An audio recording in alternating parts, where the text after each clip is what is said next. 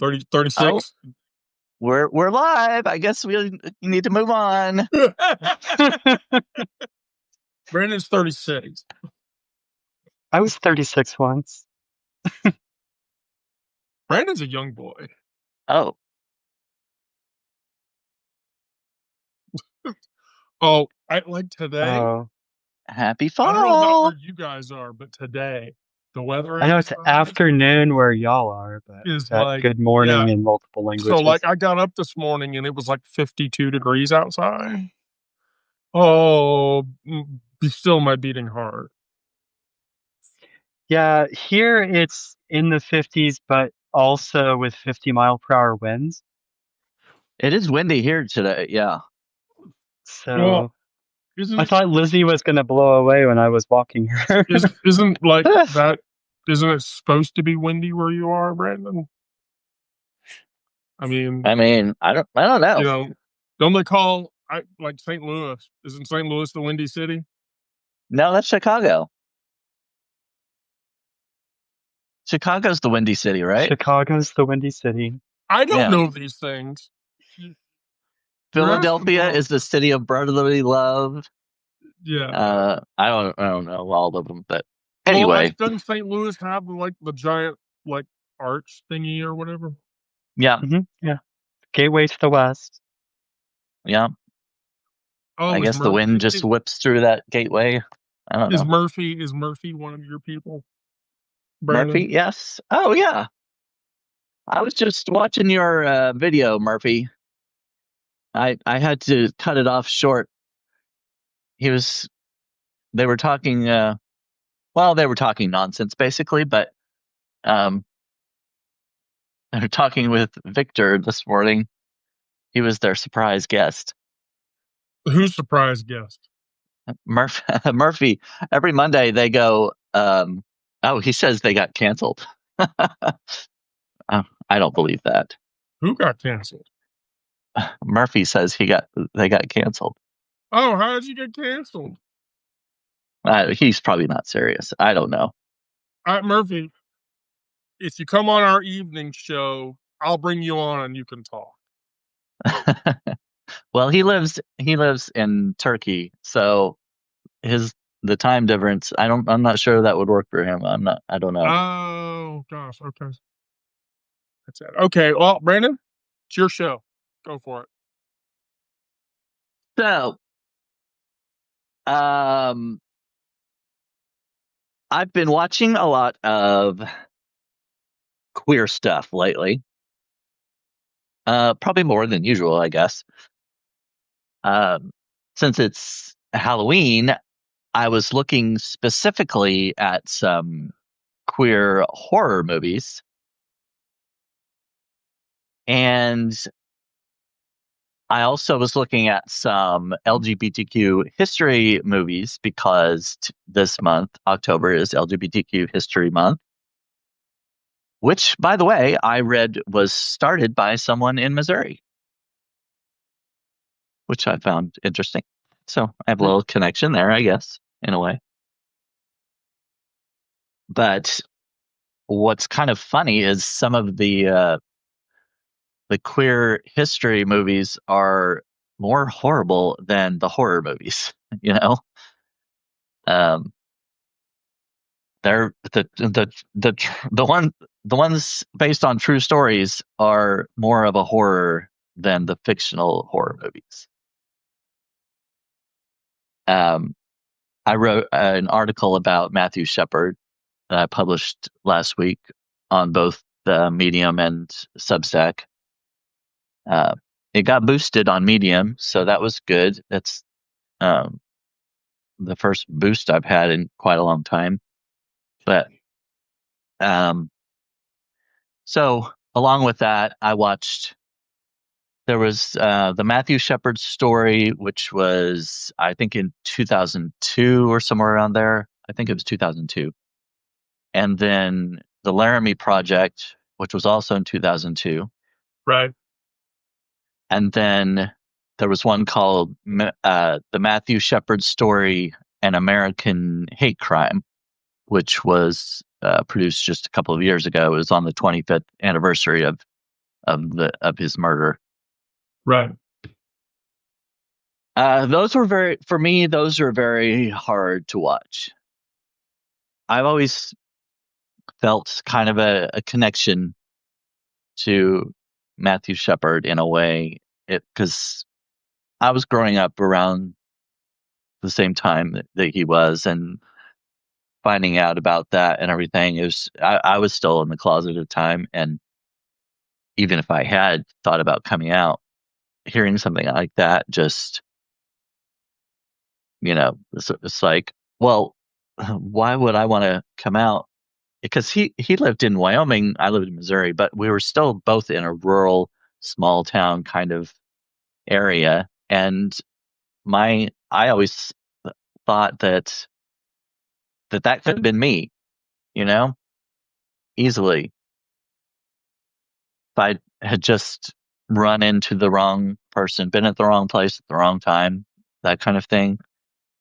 And so watching it, especially the documentary, was a lot more impactful for me.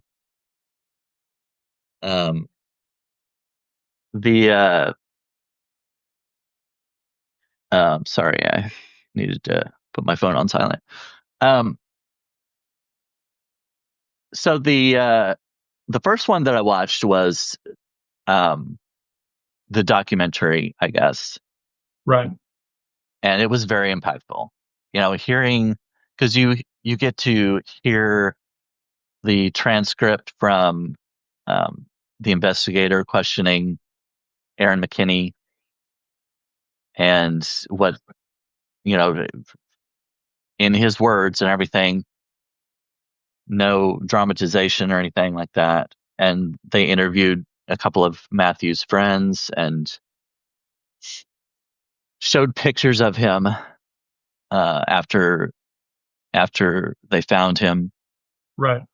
and it was pretty horrible.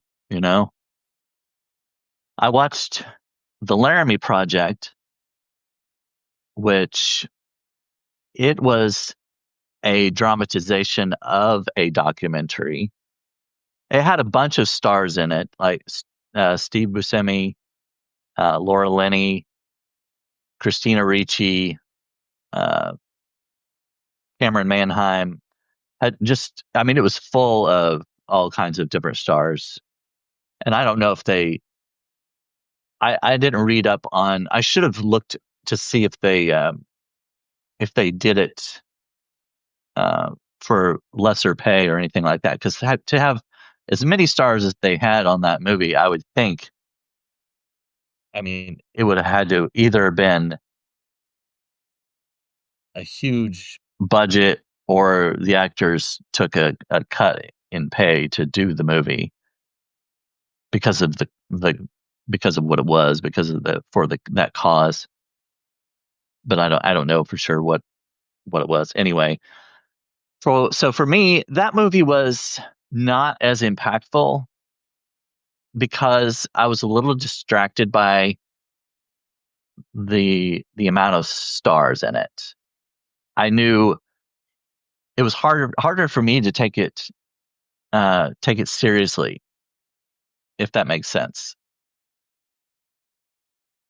It was harder for me to believe it, because I knew I was very familiar with all the actors.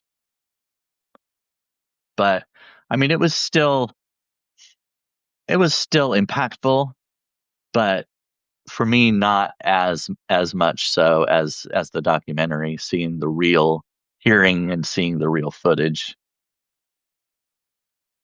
And have either of you seen any or all three of those I movies? haven't seen any of them. Okay. I've seen those, and I consider, so I have like my top 5 that are the top 5 that I immediately lean into, and they're older. So that creates a problem because, for one, like, people think gay cinema starts with Brokeback Mountain. Oh yeah, yeah, And so my issue with the stuff around Matthew Shepard is I've watched it, and and the movie about Brandon Tina, Boys Don't Cry. I yeah, can't watch either of those movies again. Um, Boys Don't Cry. There's gore and jump scare movies that I will watch over watching Boys Don't Cry because that movie is so painful to watch. Yeah. But to understand trans violence, as much as you understand gay violence from the Matthew Shepard media, Brandon Tina's story will clearly explain to you why it is that people like me and Miranda are afraid because in the wrong place we could get killed. right. But like I said, though, but like from a gay cinema perspective, so I'm just going to tell you, everybody needs to watch Rocky Horror. Oh, Who's never watched that? If you've never watched Rocky Horror Picture Show, listen to what I'm telling you right now. Stop everything you're doing in the middle of your workday and go and watch that movie right now. Yeah. I've seen some criticism recently. It's mostly from, younger people who didn't live through that time with us, but um about some of the language used in Rocky Horror to describe the trans experience. Yeah. And that was the language of the time yeah, and considered, a progressive take for that era. yeah, And so, So there's a Liza Minnelli movie called Cabaret, which came out in '72. Watch that movie. That movie, um, and that's like Berlin's decadent, you know, open lifestyle. That movie, it's a great movie, but there's some language in that movie that is very difficult. And then two, the other early era film. Well, there's Midnight Express, but I'm not. And Paris is Burning. The problem with Paris is Burning is um, that movie um, is like Boys on Cry. It's hard to watch. Is the Crying Game. There's some language in the Crying Game that's not sensitive, and so younger people who were not from that time, they can understand it. yeah. Um, So 3 years ago, I had never seen Rocky Horror, and a friend of mine, um, she couldn't believe it. Yeah, I know, I know. That's the same thing she said. She was like, "I can't believe you've never." So we went and saw. There in Kansas City every year they put on a live Rocky Horror Picture Show, and we went and saw that. So that was my first experience with Rocky Horror, seeing the live performance, and it was great. It was a lot of fun, and they gave us props um, to participate at certain points throughout the show and stuff like because you that. were a And, virgin to the show. yeah, yeah. So then they also had a Rocky Horror pop-up bar, and so you go to this little bar, and it was all that Rocky Horror themed, and they had the movie playing and everything. So we went to that and had a drink, and the servers were dressed in um, garb that was reminiscent of the movie, and so we watched while we were sitting there. We watched the movie. So that was my first experience actually watching the movie. Was in the bar there in the background, but then I watched it again later because being in the bar and people around, you can't really focus on and get into it. So The bar wasn't quiet for the movie. not exactly. I mean, it wasn't a huge. It was just a small pop-up bar, kind of a basement bar, but it was really cool. They did it up really, really, really nice. But yeah, I then watched it later, and it was a lot of fun. And then I went back the following year uh, to the play, the live performance again, just to see because they had a different actor playing Rocky this time, and he was an actor from New York that had come down and just for that performance or something like that. But it was a lot of fun. I enjoyed it a lot. But yeah, I could see what you're saying about the language and everything in the film. And I've seen others. So in my rabbit hole of queer horrors, I came across one called Curse of the Queer Wolf. Yes. And I told you about that, Wendy, I think. Uh-huh. And did you watch it? Oh, yes. Yeah. So this is from 1988. So you can kind of imagine that it's very similar as far as the problematic language and things that they use. I mean, it was ridiculous. I mean, the misogyny in it, which is very common with movies from the 80s. I was like the man and his wife. The guy would go out to a bar and stuff, and the wife was like, "Where have you been?" It's like none of your business, you know. Oh, goodness. So he was going to a strip club with his buddy and everything, and that was supposed to be completely fine. He didn't have to explain to his wife what was going on and that kind of thing, you know. But besides all that, then there was the queer side of it, the queer wolf. So, what did you think of the movie, Wendy? I'm curious before I s- speak on it all to So hear what you're saying. here's the thing. There's a later film.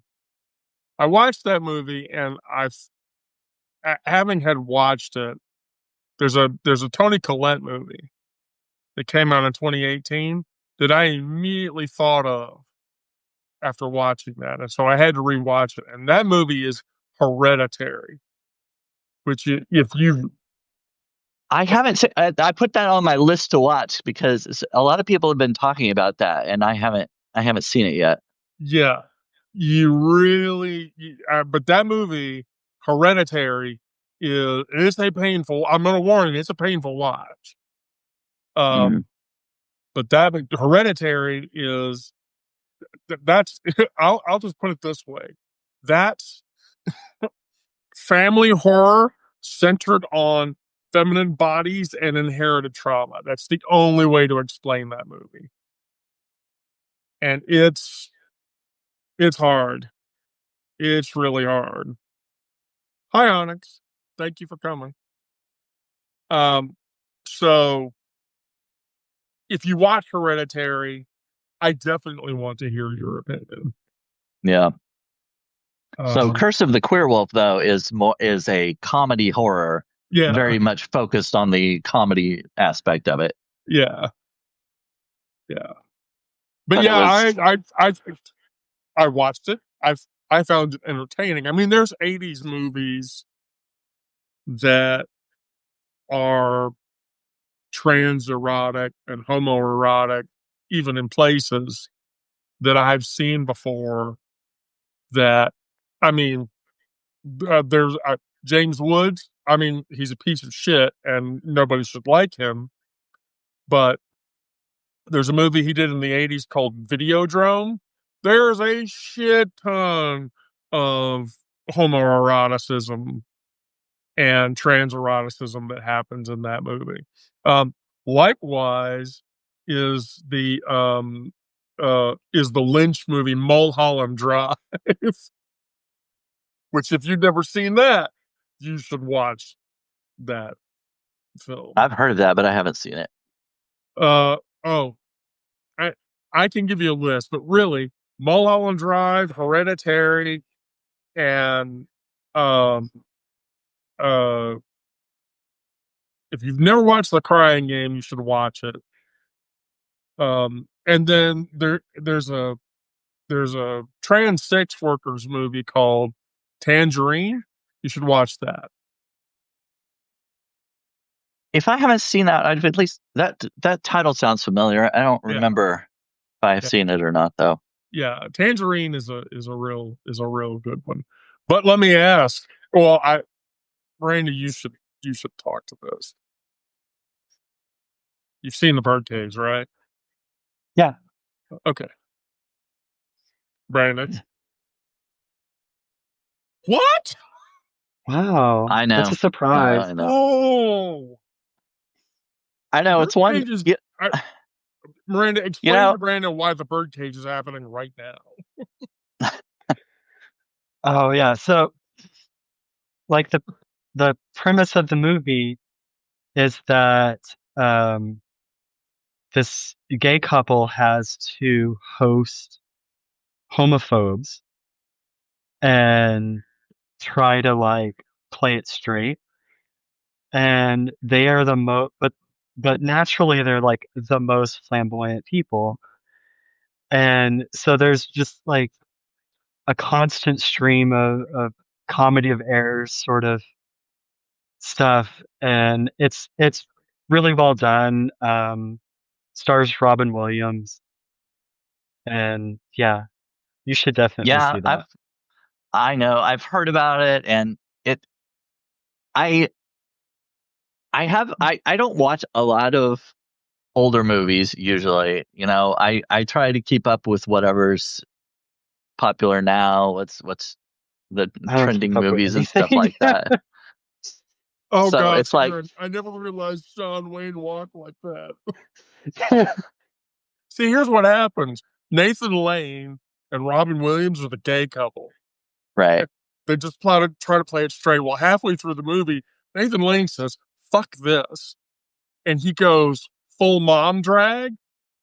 And Gene Hackman and Diane Weiss play the conservative couple. Um, and they show up and they completely buy that Nathan Lane is a woman. So for the whole movie, Gene Hackman is like, "You're such an amazing conservative woman," talking to Lane's character, and it's just a gas. It's a complete gas. Oh, that movie. Yes, I know. I need to watch it sometime. I just haven't gotten around to doing it. There's sometimes I'm in the mood to watch a movie and I'll look at titles and I'll be like, yeah, I want to watch that sometime, but I'm not really in the mood this time, Right? Yeah, it's But not there's right certain now. Not movies. right now. Yeah, Yeah. right, right. It may be I'll put it on my list, but you know, I don't know when I'll get to it. I would say The Birdcage is one of two. I'm sorry, one of three of my viscerally most favorite drag queen ever. Well, speaking of drag queen movies, I watched a movie called Slay. Oh, Have you seen that? of course. It just came out last year, I think, or not very long ago. But Crystal Method is in that. oh yeah, I saw that name. Yeah, Trinity the Tuck and Crystal Method are both in it, and they are hysterical. Okay, so if you watch that movie, go watch the Bianca Del Rio movie, Hurricane Bianca. Hurricane Bianca. Yeah, yes. I'm having to write these down because I can't remember anything. Yeah. Yeah, Hurricane Bianca, uh that's uh that's Bianca Del Rio, Roy Haylock. And the funny thing about it is that there's a handful of SNL characters that are in it, and it's a hysterical film. Mm. I'm not so much of a fan of the fact that RuPaul is in it, but I'll let that go.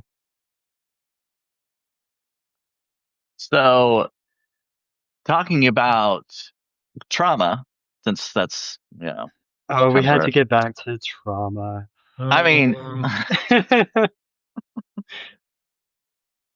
I know you talked about Boys Don't Cry, and for me, the Matthew Shepard ones.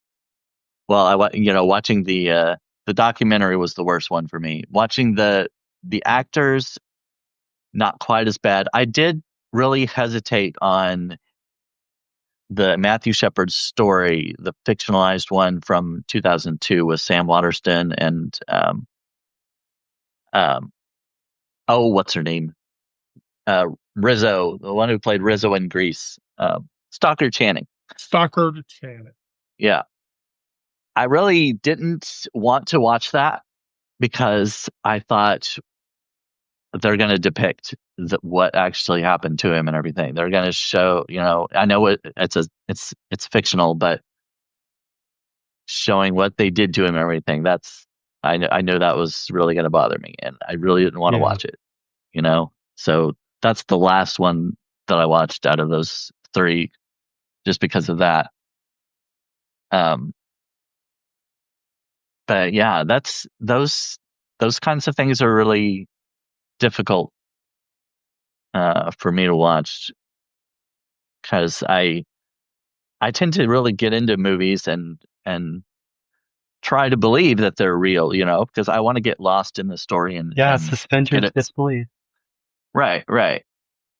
And in that case, I don't want that. You know, I have Yeah. to keep in those kinds of movies. I keep reminding myself that this is an actor. This is an act, but but I know that it's based on something that really happened. So it's really hard to do it in that case. Yes, these are actors, but this did happen. So it's it's really hard to separate that. But I don't know. Are there movies, Oh yes, Miranda? Since we haven't yes. heard this one. Yeah, so I'm the worst at movie titles. But I have a habit of like I routinely stay up uh later at night than my wife. She's the one with the day job. So like um so like she'll go to sleep and I'll sit in bed and do social media and all that bullshit and pull up Tubi Oh yeah. because it has just the most random catalog of movies. Oh yes. So lately I've been watching um more like lesbian and sapphic movies and um it like a lot of them, well, I guess there's kind of like two main categories that I keep running into. One of them is the like high school age, discovering who you are kind of stuff. A lot of those are very much like, I think a man wrote and directed this because it's like very voyeuristic and Yeah, yeah. icky and all that. But I'm a Um, cheerleader. yeah. Then but like the other set, it's a lot of like you have a character who was married to a man for a long time because of compet or compulsory heterosexuality. Um, and then she ends up falling in love with a woman, and like it becomes, there's all this conflict about her having been previously married to a man and like the all of the, I guess, like leftovers from her living as a straight person, and the conflict between that and like her falling in love and having this romance. Um, so a lot of those like really roller coaster between these sweet, intimate, sapphic moments and um and then like the trauma that the character is dealing with. And like as a trans woman who came out later in life, um there's a lot to relate to in those like those movies. Um but in my case, like I was the man whom my wife married, and played this like masculine role, and this like I'm the father, I'm the husband, I'm like all these different things, and then came out, and um there's a lot of like I'm fortunate in that um my wife and I have stayed together after me coming out as trans. Um, that's one of those things where like sometimes that happens and sometimes it doesn't. Right. Um, and it's good and we love each other like more than ever. But also, there's a lot of like dealing with the trauma of um me having pretended for so long and learning how to um like love her as a woman and her learning how to love me as a woman. And yeah, So so like that's what like the movie vibe I've been in a lot recently, and I have no specific sports. I'm sorry. oh, that's all right. Yeah. So does watching those kind of movies, is that difficult to do to that? I mean, does it cause you to like relive any trauma associated with it, or is it helpful to kind of play it out in your mind? It's it's both, and like it's very mood dependent. Um and there's ones where like the the like protagonist in the movie um lost her husband because he died in the war, or like they already divorced or whatever. And then there are ones where it's like more like affair based, this self discovery. And so they kind of have different vibes based on that. And then like what my emotional state is going into it, like sometimes it is um it it brings up old memories that are um traumas that I need to process, and other times it's um cathartic and in more of like a victorious way of like, yes, leave that toxic fucker behind, and you know go go get this woman that you're in love with. And yeah, so it does all the things. Yeah. Yeah, I've seen a lot of, especially on Tubi, a lot of uh, gay queer movies that a lot of them are, you can tell they're just made as an excuse to show some uh, male on male sex scenes Yeah, and stuff like that, show right, some yeah. nudity or whatever. But I've seen a few that are more, well, there's one called, I think it was called Fireworks, about two uh, young guys, and I don't remember what it was. It was in another country, but because I think there were subtitles on that one, or it was dubbed. Um, but it was it was not sexually charged movie, I would say.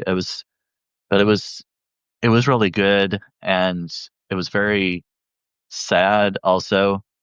And I didn't realize at the end, you know how if a movie's based on a true story, they'll give some information at the end what happened or whatever. And afterward, it did that, and I was like, oh, I didn't know this was a true story, which made it even more impactful. And it's just sometimes it's very sad. I mean, it doesn't. I don't think it doesn't ever bring me into a depression, but it does make me, it makes me feel makes me feel bad, makes me feel sad about things. Uh, Without giving, I don't want to give spoilers to too many movies, but tragedies that happen just because somebody's gay. If they Yeah. grew up in the wrong community or family or the culture around them, and there's nothing they can do to escape it, basically.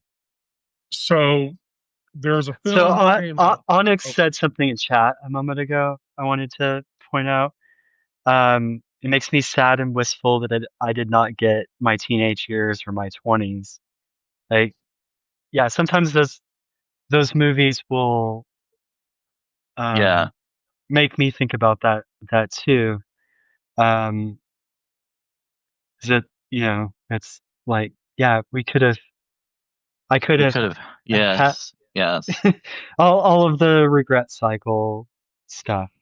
That's one thing that Love Simon did for me. That was such a good movie. I thought I really enjoyed it, but just seeing he was able to come out to his parents and they were supportive and everything. And he had a little trouble in school and stuff, but he still was able to, people kind of rallied around him and tried to set him up with somebody that he liked and everything. And I cried a lot at that one, partly because I thought, I wish I would have had that. I wish I could have experienced that when I was young and not have to go through things that I had to go through, the homophobia and things, and being not feeling like I could come out to anybody, my family, and things like that. So sometimes those movies, even though they are heartwarming and positive in a general sense, they make me sad because Yeah, it's like this is the they're what thing I I don't didn't have have. or didn't Yeah, have, and yeah, yeah. yes. so there's a film that came out in 2012, Brandon, and I think if you watched it, you would have a growth moment.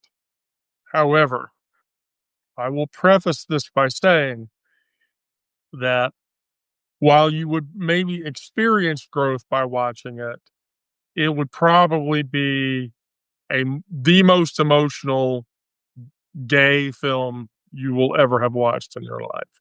So let me ask you a question. Brokeback Mountain. You've watched that Oh, movie. yeah. Yeah. Did you cry at the end? It's been I'm sure I did. I mean, it's been several years since I watched Okay. it, but So yeah. in 2012, there was a movie that came out called Keep the Lights On. Oh, yeah, I've heard that title. And if you've never watched that movie before, here's why. It focuses on a relationship, but it focuses on a relationship that goes exactly the wrong way. And I won't say anything more about it, but what I know about you as a person, you should consider it at least. Um, it won't be easy, but you should consider it. Yeah, and some of these it depends on, like Miranda was saying, it depends on the mood. If I'm already feeling kind of down or whatever, then it's not one that I'm probably going to watch because I know that that's Right. only going to perpetuate those kinds of feelings. But if I feel stable enough, I guess, Yeah. then Yeah. So I feel like I can handle it, you know. If you wake up at a 10 and you get to Yeah, the midpoint of the day and you're still at a 10, I would risk it then. I wouldn't yeah, do it for any less than that. yeah. Brandon's always a 10. I would like to say that that's true. I definitely want to believe that's true. I don't know that it always is the case. Yeah. I don't know that it is always the case.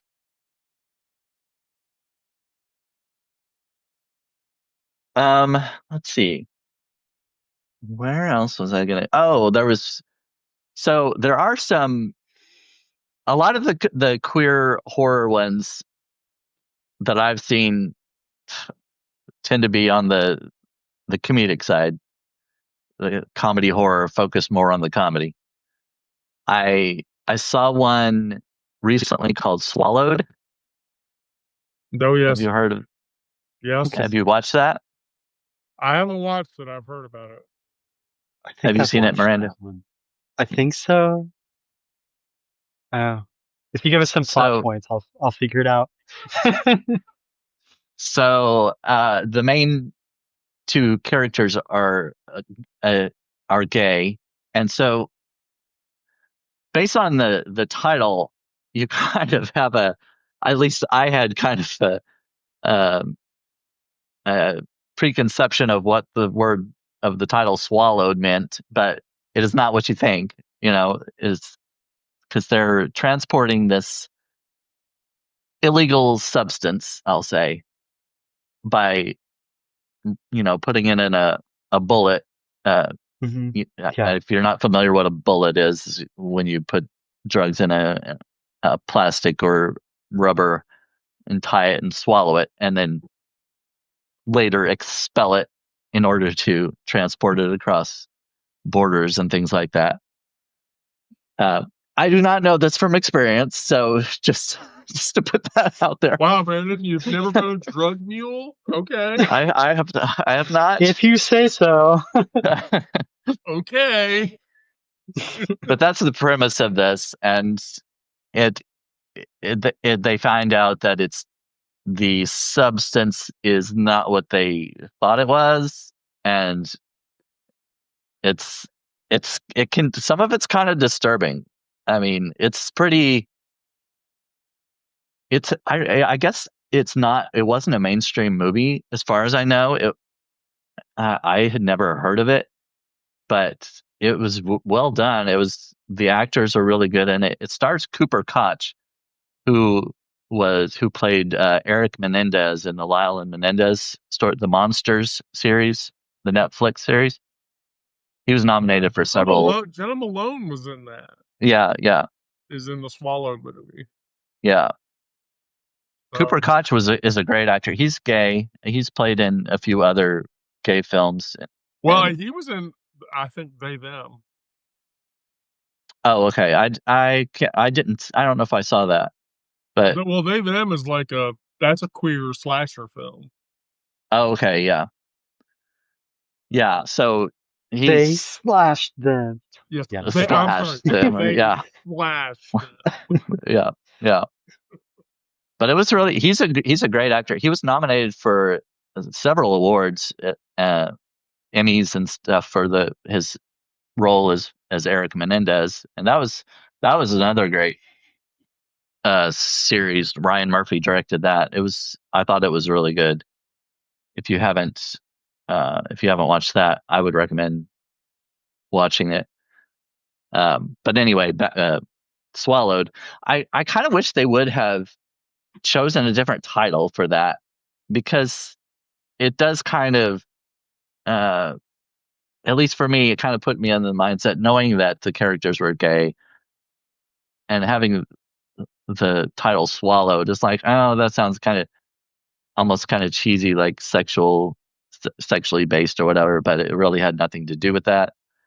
So I kind of wish they would have done, because I think a lot of movies are like that, where it would have been more popular or people would have watched it if they had chosen a different title. Right. And it was a good movie as far as if you like horrors, and it had several gay characters in it. Um, so anyway, that was a good one if you really want like a horror type. But Monsters, the Netflix series Monsters was a really good one too. A Right. lot of people have this, because they think of the Menendez brothers as monsters and that were horrible people. What they did was horrible and all that. But when you watch the series, it really gives you a different perspective, makes you think about that whole crime and their motivations differently. Whether, I mean, I know it was Hollywood produced, they put their own take on it and everything, but it really makes you think, well, what if all of this had happened? It doesn't make what they did okay, definitely, but it does kind of give you a different glimpse into their lives and who they were, what might have happened to them growing up. I thought it was really well done. Every episode kind of, at least at first, it takes you into different perspectives. It shows you Lyle's perspective, and then Eric's, and then the parents, and so I really like the way he did that. And Ryan Murphy, of course, did the American Horror Story series and uh, Glee. So I think he's done a lot for putting a lot of gay actors and gay characters in the spotlight, which and his movies and shows have done very well. So I think he's done a good job for the queer community, kind of giving them more of a spotlight. Well, are But you a Mike Flanagan fan? what, I don't know, Mike Flanagan. So Mike Flanagan did the series The Haunting of Hill House, Oh yeah, I watched that one. which that's got much gay Yeah, through it. If you've never watched The Haunting of Hill House, that was a good series. I thought it was kind of creepy, and I like suspenseful horror type. I don't like Saw movies or the ones with a lot of blood and gore, but I like the suspenseful horrors. And Haunting of Hill House was a good one. yeah, Or no, wait a minute. I'm thinking of Bly Manor, the yeah. Haunting of. Bly Manor was the series he did after that. The Haunting of Oh, Hill House. okay. I haven't seen the Hill House. I've seen Oh, Bly you need to Manor. watch it. There's sapphic and gay references all through the entire, and then Flanagan does it again with The Fall of the House of Usher. Oh yeah. But the Usher film is very painful our series is very painful to watch. Well, I watched Bly Manor. It did have two gay characters in it, but I Right. haven't. The Hill House is actually on my watch list, so I just haven't gotten to it yet. Yeah. When you watch that, I want to hear what you thought of it. When you watch that, I want to hear what you thought of it. Well, I'm gonna have to wrap up pretty soon because I have another live coming at 1 o'clock my time. So, Oh, um, I have a hard stop at 2 because I have a meeting oh, okay. with. So I guess if there's anything you want to wrap up, any final thoughts about queer horrors or entertainment, either of you? um I didn't have Or I any can start if you want to. any other notes. Um let me look over. Well, while you're looking, I'll say my little spiel then. Uh, so the especially when it comes to stories like with Wendy, The Boys Don't Cry, and Matthew Shepard movies with me, I don't feel the need to watch those because I know how horrible it is already. Yeah. But I wish that more straight people would watch movies like that. I think more people who are not in the queer community, who are not part of the LGBTQ plus, they need to watch these kinds of things and know what can happen Right. Yeah. to people in the community. Because it really, for me, I know I can put myself in his place. It's very easy for me to do that. But for some people, it's not. They might hear the story on the news or wherever and think it's tragic and whatnot.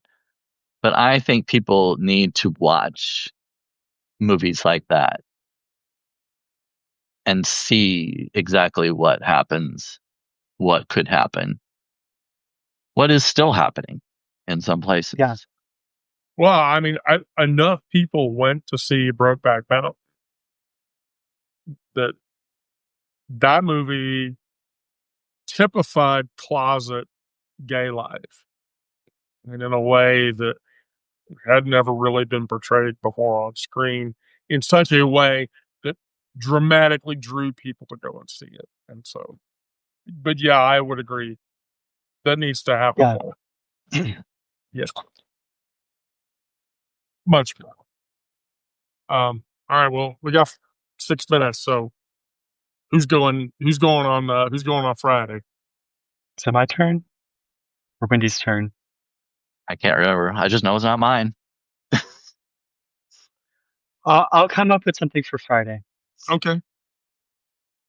Because if you don't, And here's what's going to happen. You let me know tomorrow. Okay.